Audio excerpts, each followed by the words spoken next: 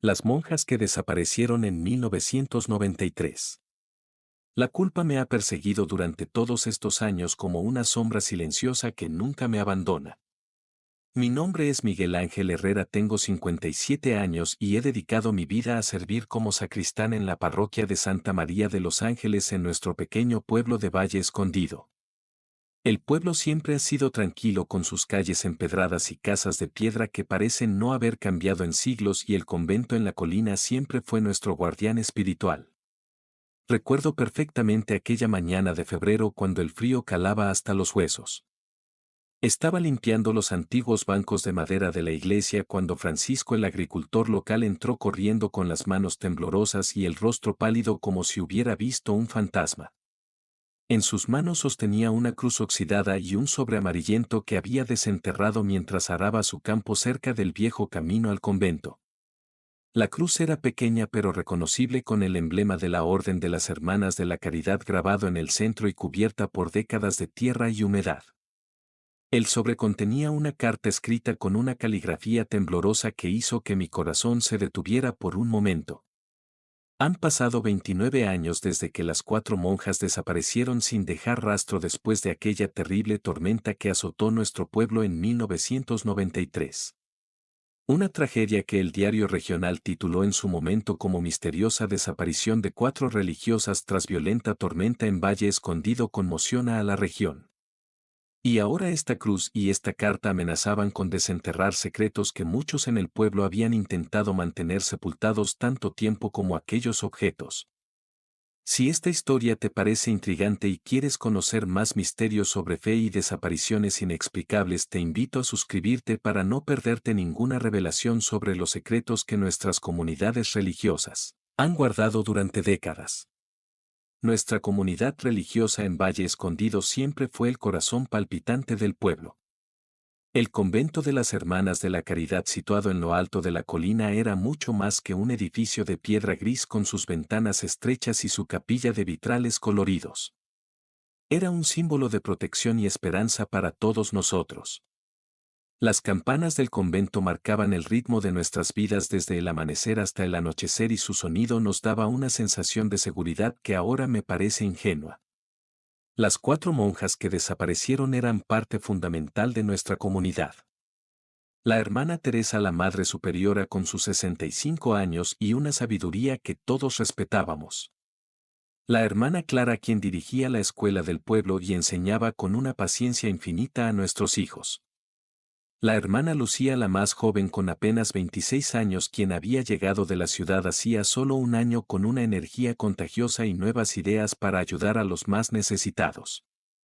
Y finalmente la hermana Isabel, quien se encargaba de la enfermería y conocía remedios tradicionales que combinaba con la medicina moderna para cuidar de todos nosotros. Yo conocía especialmente bien a la hermana Isabel, pues era mi tía materna, quien había entrado al convento tras quedarse viuda cuando yo apenas tenía 5 años. Ella fue quien me introdujo en el servicio a la iglesia, enseñándome desde pequeño los rituales y tradiciones que eventualmente me llevaron a convertirme en sacristán. Su desaparición dejó un vacío en mi vida que nunca he podido llenar completamente. La última vez que vi a las 4 religiosas fue durante la celebración de la Vigilia Pascual de 1993. Recuerdo que la iglesia estaba llena hasta los bordes, con los feligreses sosteniendo velas que iluminaban la oscuridad con un resplandor cálido y acogedor. El aroma del incienso flotaba en el aire, mezclándose con el olor a cera derretida y madera antigua. Las hermanas estaban en primera fila, como siempre, vestidas con sus hábitos impecables y rezando con fervor. Nadie podía imaginar que esa sería la última vez que las veríamos. Esa noche comenzó la tormenta más violenta que nuestro pueblo haya recordado jamás. Los relámpagos iluminaban el cielo como si fuera de día y los truenos hacían temblar las ventanas de nuestras casas. El viento aullaba entre los árboles, arrancando ramas y tejados, mientras la lluvia caía con tanta fuerza que parecía querer hundir el pueblo entero. Muchos lo interpretaron como un presagio, pero nadie podía imaginar lo que vendría después. A la mañana siguiente, cuando la tormenta amainó y el sol comenzó a asomarse tímidamente entre las nubes, el padre Martínez subió al convento para ver si las hermanas necesitaban ayuda. Lo que encontró fue un convento completamente vacío sin rastro de las 4 religiosas. Sus habitaciones estaban intactas con sus pocas pertenencias personales en su lugar. No había señales de violencia ni de que hubieran planeado marcharse. Simplemente habían desaparecido como si la tormenta se las hubiera llevado con ella. Mientras observaba a Francisco sostener aquella cruz oxidada y la carta amarillenta, me preguntaba si finalmente descubriríamos la verdad sobre lo que ocurrió aquella noche tormentosa o si algunos secretos están destinados a permanecer enterrados para siempre. Los días posteriores a la desaparición se convirtieron en semanas y las semanas en meses sin ninguna pista sobre el paradero de las hermanas. Todo el pueblo se movilizó para buscarlas. Recorrimos los bosques cercanos, las cuevas de las montañas y hasta dragamos el río temiendo lo peor, pero no encontramos nada. La Guardia Civil vino con perros y equipos especializados, pero después de varias semanas de búsqueda infructuosa el caso comenzó a enfriarse. Organizamos vigilias de oración en la iglesia todas las noches durante meses. Recuerdo a las ancianas del pueblo con sus rosarios desgastados entre los dedos murmurando oraciones con lágrimas en los ojos. Los niños de la escuela dibujaban retratos de la hermana Clara esperando su regreso. El convento permaneció vacío como un recordatorio constante de nuestra pérdida, con sus ventanas oscuras mirando al pueblo como ojos vacíos. El obispo envió a un investigador de la diócesis, el padre Domínguez, un hombre serio y metódico que pasó semanas entrevistando a todos en el pueblo y revisando cada rincón del convento. Su informe final fue inconcluso, sugiriendo que quizás las hermanas habían decidido abandonar la orden por razones personales o que habían sido víctimas de algún accidente durante la tormenta y sus cuerpos habían sido arrastrados por las inundaciones más allá de donde habíamos buscado. Nadie en el pueblo creyó realmente esa explicación.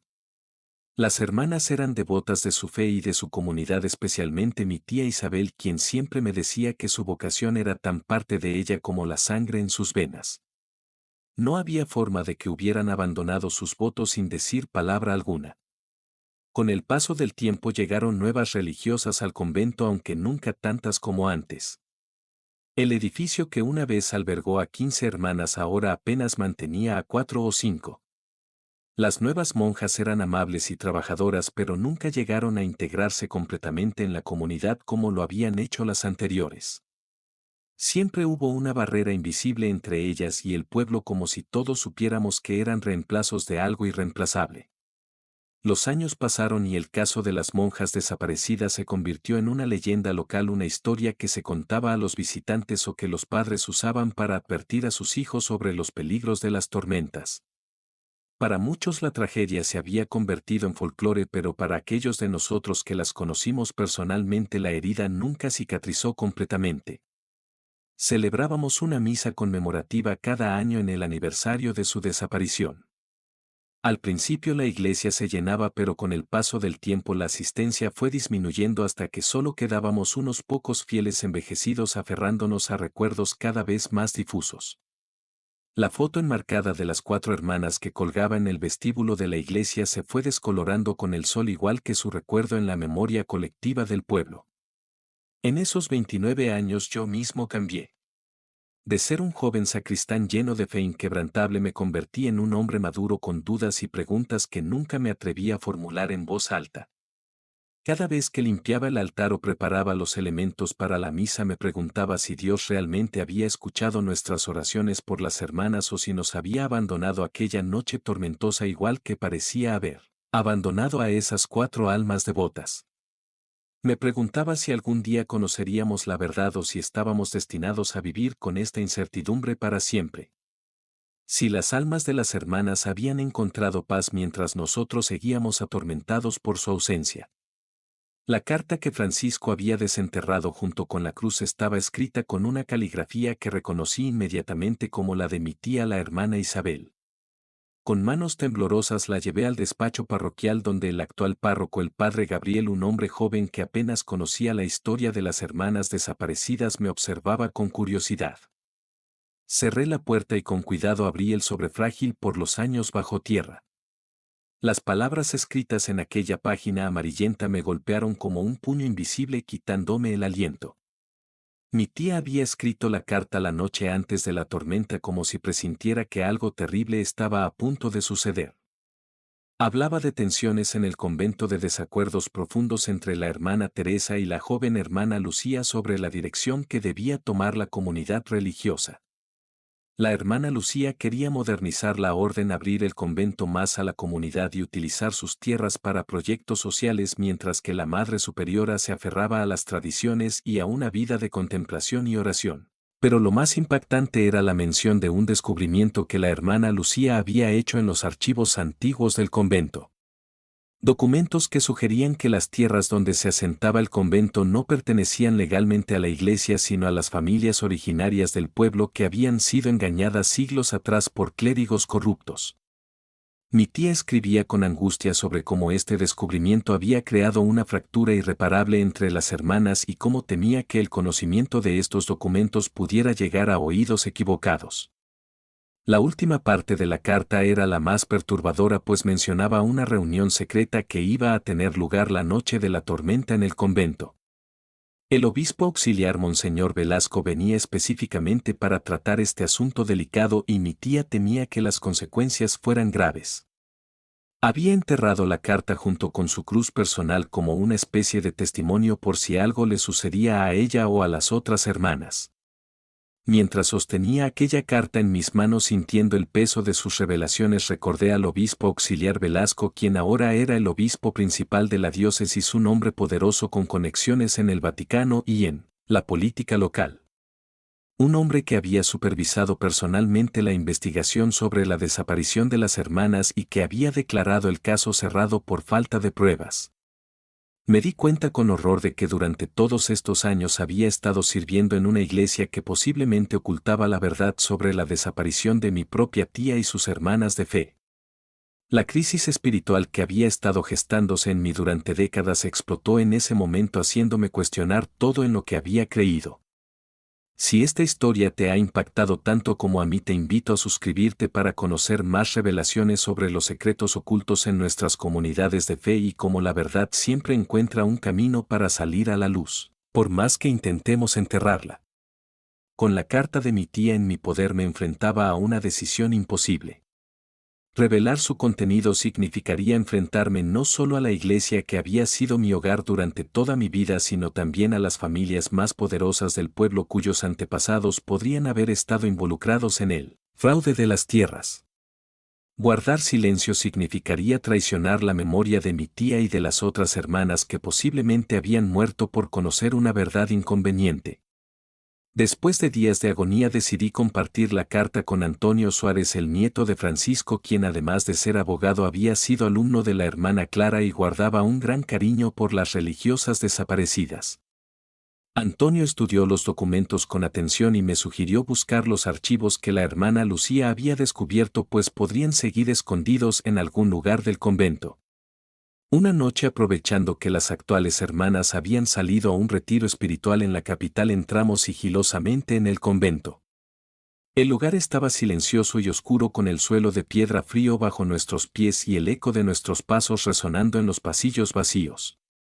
Nos dirigimos a la biblioteca donde, según la carta de mi tía, la hermana Lucía había hecho su descubrimiento. Después de horas de búsqueda entre estanterías polvorientas y libros antiguos, Antonio encontró un compartimento secreto detrás de un viejo cuadro de San Francisco.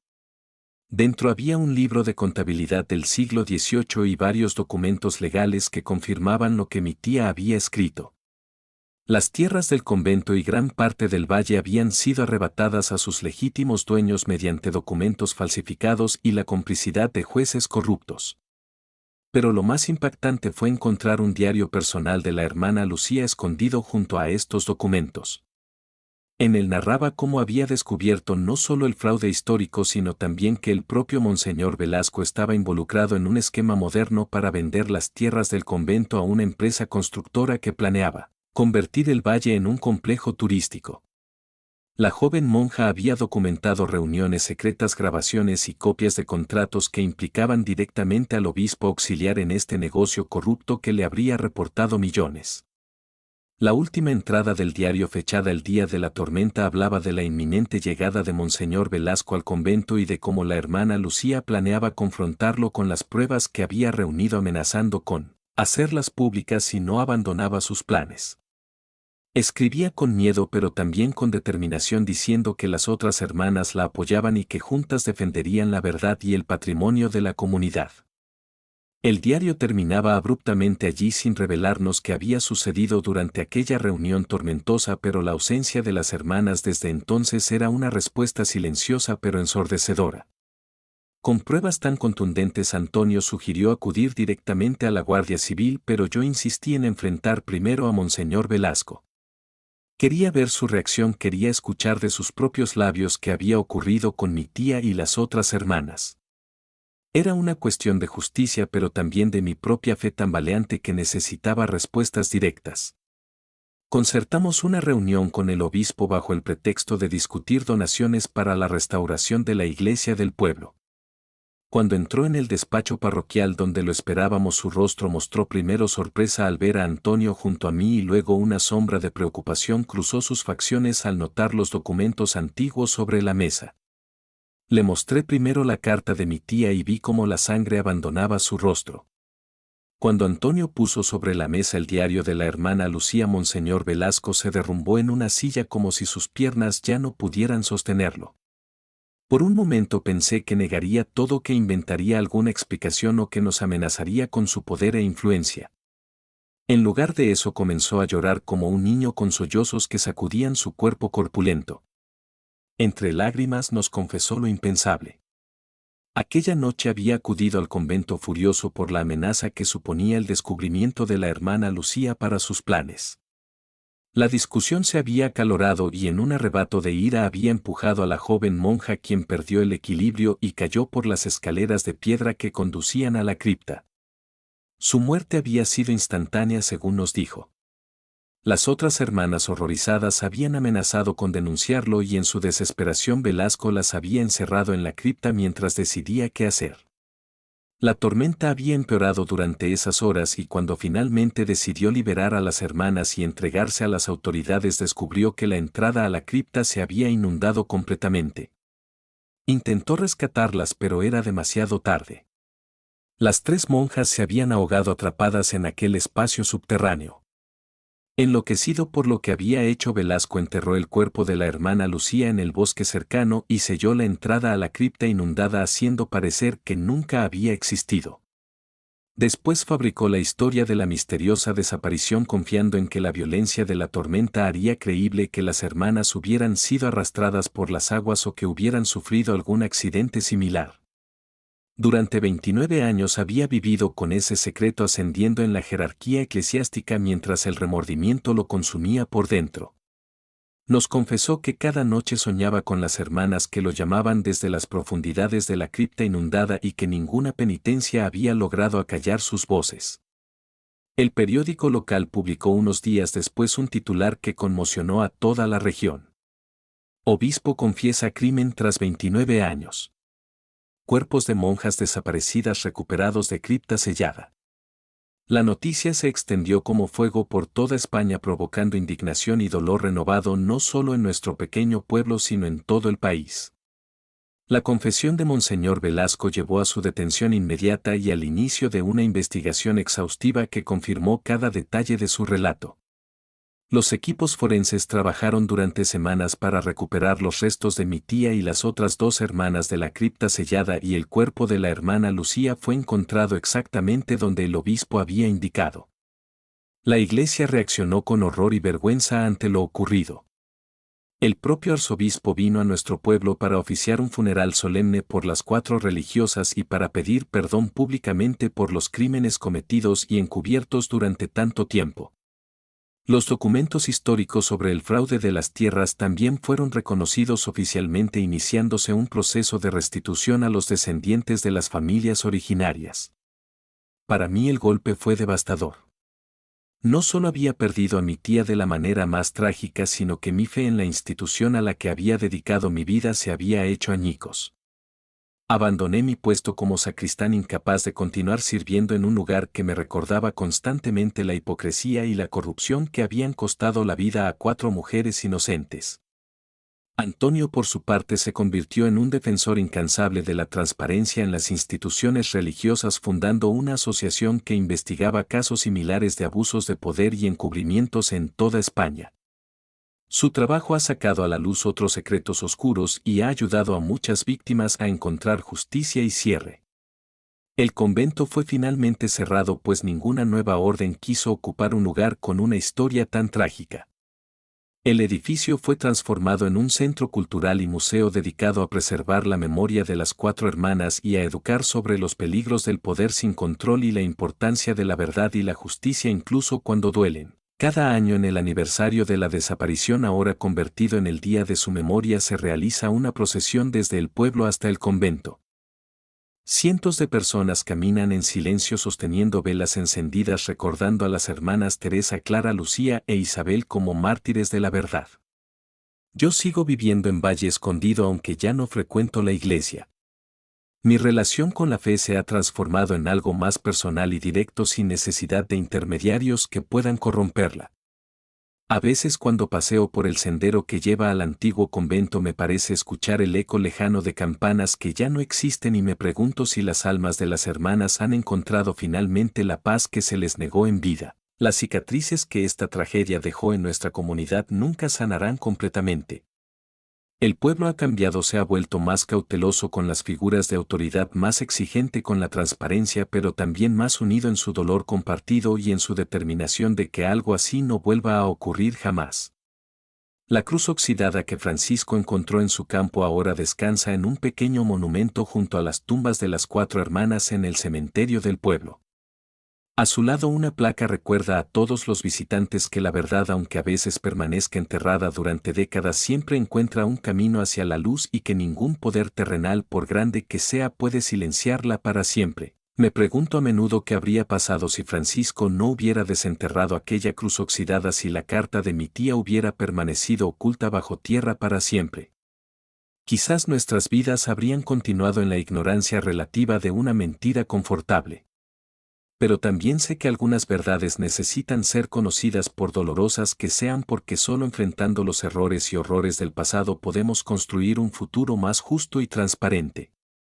A ti que has escuchado mi historia te pregunto: ¿qué secretos permanecen enterrados en tu comunidad, en tus iglesias, en tus instituciones?